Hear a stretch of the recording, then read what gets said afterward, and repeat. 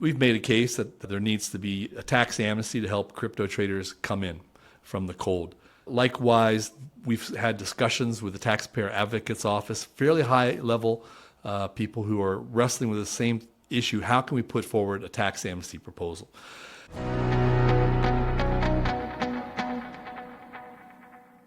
Well, the complication is that the IRS themselves have given an extensive amount of time for people to come to the realization that they have to report their gains on crypto taxes.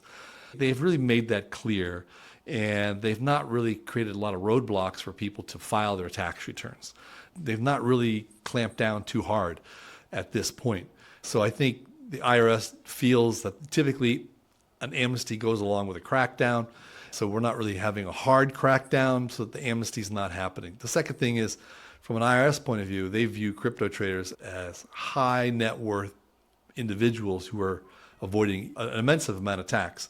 The former IRS Commissioner Charles Rettig suggested that it was in the neighborhood of $500 billion of taxes that crypto traders should be paying but aren't because they're not reporting, they're not being honest and reporting all their income. So these are big numbers, and I think the IRS doesn't want to give up access to that.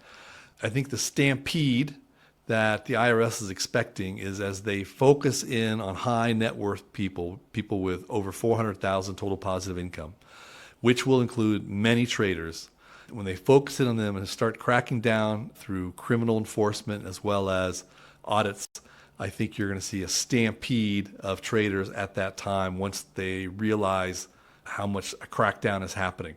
How will you know a crackdown is happening? Well, you'll start to see in the news releases from the IRS and from the Justice Department, you'll start to see, like, let's just say on a weekly basis, at least one person will be announced having,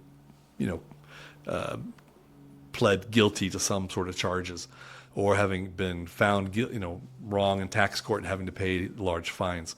So when you start to see that happening on a weekly basis, you'll know that the crackdown is happening.